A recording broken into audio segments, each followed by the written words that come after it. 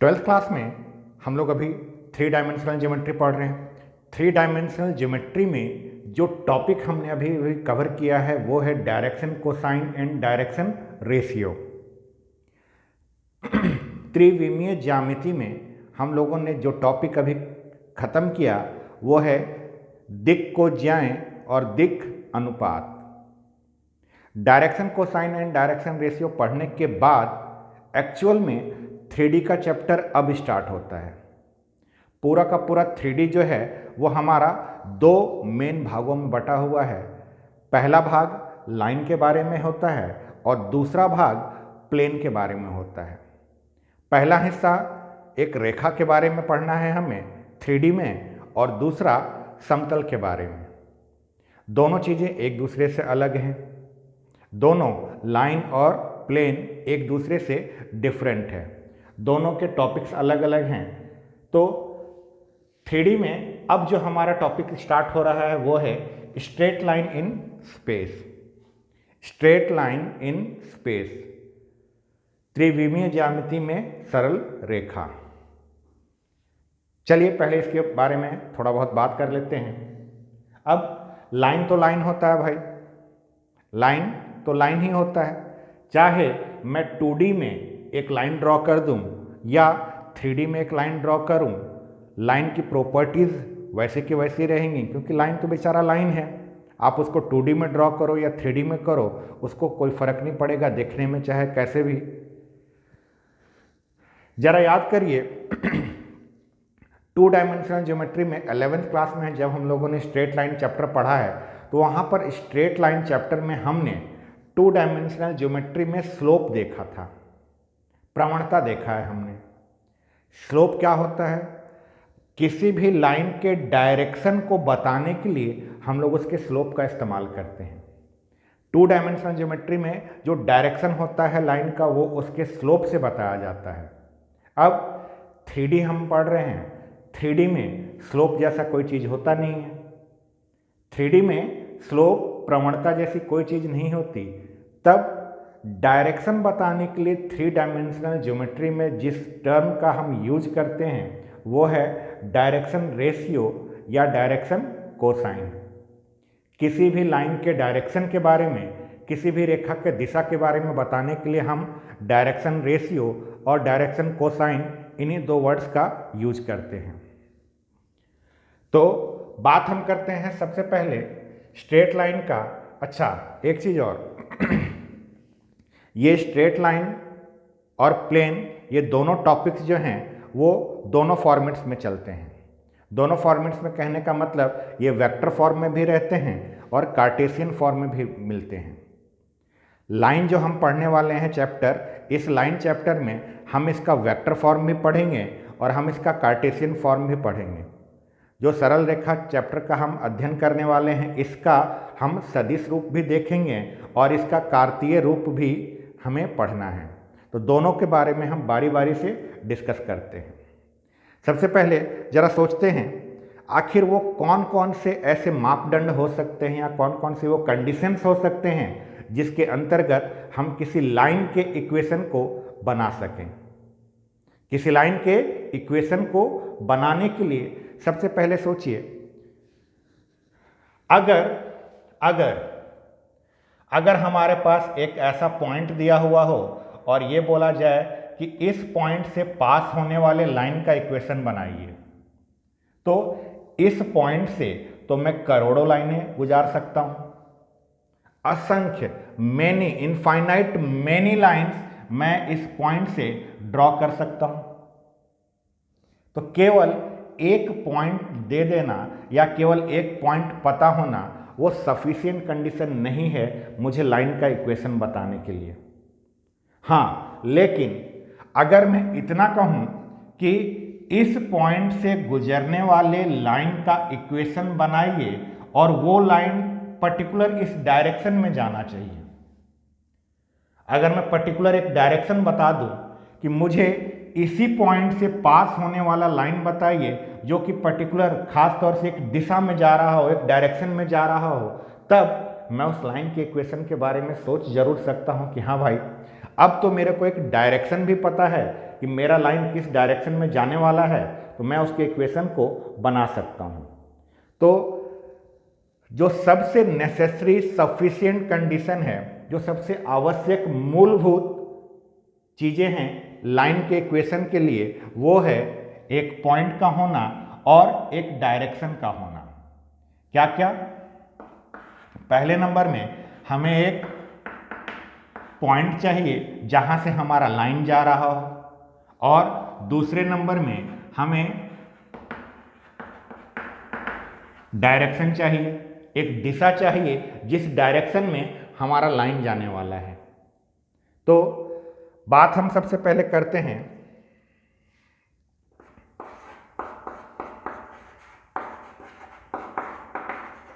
Equation of line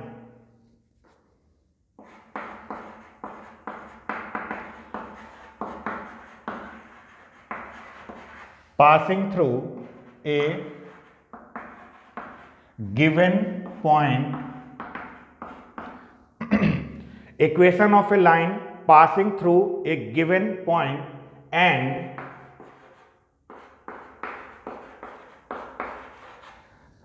parallel to a given vector or in direction of a given vector। सबसे पहले हम line का vector form discuss करने वाले हैं। सबसे पहले हम लाइन का वेक्टर फॉर्म डिस्कस करने वाले हैं और वेक्टर फॉर्म के बाद हम उसके कार्टेशियन फॉर्म में आएंगे। तो हमारे पास हमें क्या करना है? हमें इक्वेशन ऑफ लाइन निकालना है। हमें इक्वेशन ऑफ लाइन निकालना है। अच्छा, हमें इक्वेशन ऑफ लाइन जो निकालना है वो ऐसा लाइन निकालना है जो कि एक पॉइंट से पास हो रहा हो। एक पॉइंट से पास हो रहा हो कहने के लिए हमारे पास एक गिवन पॉइंट होना चाहिए। एक हमारे पास गिवन पॉइंट होना चाहिए और साथ में हमें एक वेक्टर दिया हुआ रहना चाहिए जिस वेक्टर के डायरेक्शन में हमारा लाइन जाए या जिस वेक्टर के पैरेलल हमारा लाइन जाए। अब वेक्टर चैप्टर में आपने ये बहुत अच्छे से पढ़ा हुआ है कि डायरेक्शन सेम हो जाने से हम वेक्टर्स को पैरेलल बोलते हैं। वेक्टर मैग्नीट्यूड से पैरेलल होते हैं कि नहीं होते हैं ये डिसाइड नहीं होता। मैग्नीट्यूड से वेक्टर का पैरेलल होना या नहीं होना डिसाइड नहीं होता। पैरेलल वेक्टर्स उन अपने डायरेक्शन से डिसाइड होते हैं। जैसे एक वेक्टर अगर कोई मैं खींच दूं, मान लीजिए कि मैंने ये एक वेक्टर खींचा और ठीक इसी के ऊपर मैंने एक और वेक्टर खींच दिया। एक वेक्टर के ऊपर अगर मैंने एक और वेक्टर खींच दिया तो मैं ये कहूँगा कि ये दोनों के दोनों वेक्टर जो हैं पैरेलल हैं। दोनों के दोनों वेक्टर्स एक दूसरे के पैरेलल हैं। जरूरी नहीं है कि पैरेलल हमेशा ऐसे और ऐसे ही बताया जाए। वेक्टर के फॉर्म में डायरेक्शन सेम हो जाना पैरेलल होने की निशानी होती है। मैग्नीट्यूड बड़ा या छोटा हो सकता है लेकिन डायरेक्शन सेम होना चाहिए पैरेलल के लिए। तो हमारा जो पॉइंट है, हम जिस बिंदु पर बात कर रहे हैं उसमें हम इक्वेशन ऑफ लाइन निकालना चाह रहे हैं। हम एक ऐसे लाइन का इक्वेशन निकालना चाह रहे हैं जो कि एक गिवन पॉइंट से पास हो रहा हो और किसी दिए हुए वेक्टर के डायरेक्शन में हो या किसी दिए हुए वेक्टर के पैरेलल हो। चलिए अब इसे जरा समझते हैं। मान लीजिए हमारे पास गिवन के नाम पर हमारे पास एक वेक्टर गिवन है। जो वेक्टर हमें गिवन है इस वेक्टर के डायरेक्शन में या इस वेक्टर के पैरेलल हमें एक वेक्टर इक्वेशन चाहिए लाइन का। साथ में गिवन के नाम पर हमारे पास एक पॉइंट होना चाहिए। ये दो चीज़ें हमारे पास होनी चाहिए। क्या क्या? एक पॉइंट और एक वेक्टर। तो चलिए जरा इस चीज़ को हम फिगर के रूप में समझने का प्रयास करते हैं कि क्या चीज़ें यहाँ पर दी गई हैं। मान लीजिए कि ये हमारा एक वेक्टर है और ये वेक्टर हमें गिवन है। मान लीजिए कि हमने इस वेक्टर का नाम बी वेक्टर दे दिया। ये बी वेक्टर जो है हमें गिवन है, या तो हमें इस वेक्टर के डायरेक्शन में जाना है या इसके पैरेलल जाना है, दोनों का बात एक ही है। और इसके अलावा हमारे पास यहाँ पर एक पॉइंट है। मान लीजिए कि ये पॉइंट जो है अपने आप में ए है, जिसका पोजीशन वेक्टर ए है। वेक्टर ए जो है पॉइंट ए का पोजीशन वेक्टर है। अब हम ये चाह रहे हैं कि इस पॉइंट ए से पास होने वाला हम एक ऐसा लाइन का इक्वेशन बताएं जो कि इस वेक्टर के पैरेलल हो या इस वेक्टर के डायरेक्शन में हो। अब अगर ऐसा है तो सोचिए, यहां पर पॉइंट ए से कितने सारे लाइंस पास हो सकते हैं। यहां पर पॉइंट ए से तो बहुत सारे लाइंस पास हो सकते हैं। एक लाइन इधर जा सकता है, एक उधर जा सकता है, उधर इधर उधर, मतलब बहुत सारे लाइन यहां से पास हो सकते हैं। लेकिन अगर मैं बोल दूं कि यहां से इस पॉइंट से पास होने वाला एक ऐसा लाइन जो कि इसके पैरेलल हो, तब एक ही लाइन आ सकता है। ऐसा एक ही लाइन आ सकता है। तो हम क्या कर रहे हैं, ये पॉइंट जो है अपनी जगह फिक्स है। ये पॉइंट अपनी जगह फिक्स है, ये यहां से नहीं हिल सकता। अब हम क्या करते हैं, हम यहां से पास होने वाला एक लाइन के बारे में पहले सोचते हैं। पहले हम सोच रहे हैं, यहां से पास होने वाला हम एक लाइन के बारे में सोच रहे हैं कि हम कुछ एक ऐसा लाइन खींचने वाले हैं या हमें एक ऐसा लाइन चाहिए। अच्छा, अगर हमें ऐसा एक लाइन चाहिए तो क्यों ना इस लाइन पर हम एक पॉइंट आर के बारे में सोचें। हमने एक पॉइंट आर के बारे में सोचा जो कि इसी लाइन पर सिचुएटेड है, इसी लाइन पर स्थित है, और ये पॉइंट आर का पोजीशन वेक्टर आर है। इस बिंदु आर का स्थिति सदिश आर है। अब जरा सोचिए, ये वाली लाइन जो है, ये लाइन अपनी जगह से मूव कर सकती है। ये लाइन अपनी जगह से मूव कर सकती है, कहने का मतलब मान लीजिए ये हमारा लाइन है। ये लाइन जो है इस समय पॉइंट ए से पास हो रहा है। अब ये अगर पॉइंट ए से पास हो रहा है तो ये ऐसे ऐसे ऐसे कैसे भी करके ये लाइन जो है अपनी जगह से मूव हो सकता है। अगर ये लाइन अपनी जगह से मूव हो सकता है, तब इस पॉइंट आर के बारे में हम थोड़ा सोचते हैं। इस पॉइंट आर के बारे में हम ये सोचते हैं कि आखिर इस पॉइंट आर पर हम कौन सा ऐसा कंडीशन लगा दें कि ये इसके पैरेलल हो जाए। इसके लिए हम क्या करते हैं, हम आर पर एक ऐसा कंडीशन सोचते हैं कि भाई ये पॉइंट आर हमने किस लाइन पर सोचा था। ये पॉइंट आर जो है हमने इस लाइन पर सोचा है। तो आर को हम इस तरह से बनाते हैं कि ये आर जो है या ए आर जो बनेगा, ये ए आर इसके डायरेक्शन में चला जाए। पॉइंट ए तो अपनी जगह से नहीं हिल सकता, लेकिन ये पॉइंट आर तो अपनी जगह से हिल सकता है।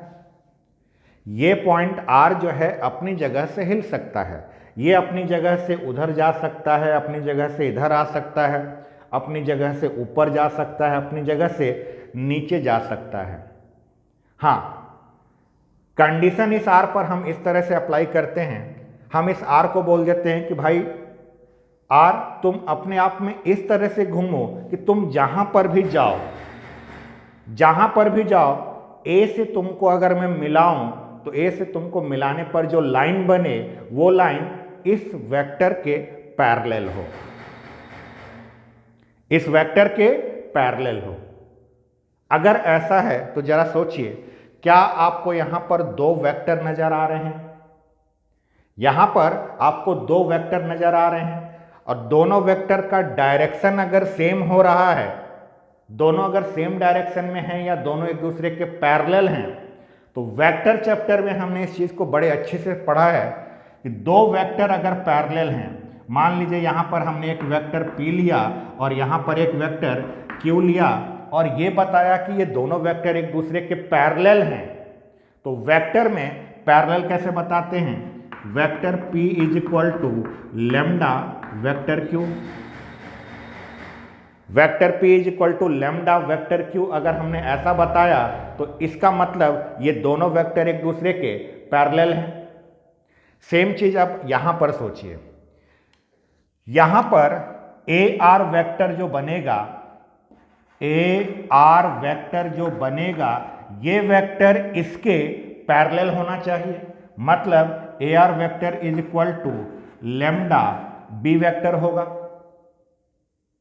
पैरेलल, दो वेक्टर्स को पैरेलल बताने के लिए हमारा यही कंडीशन होता था। जरा इस AR वेक्टर के बारे में सोचिए, AR वेक्टर का मतलब क्या होगा? AR वेक्टर का मतलब होगा position vector of point R minus position vector of point A। Position vector of R minus position vector of A is equal to lambda times B vector. ये R vector का position vector क्या था? R का position vector है हमारा R vector minus position vector of A क्या था? ये था हमारा A वेक्टर और इज इक्वल टू में लेमडा टाइम्स B वेक्टर। यहां से अगर मैं इस A वेक्टर को उधर शिफ्ट कर दूं, R vector is equal to A vector plus lambda B vector, और यही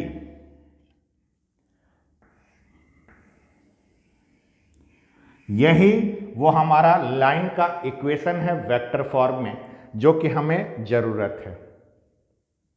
यही वो लाइन का इक्वेशन है वेक्टर फॉर्म में।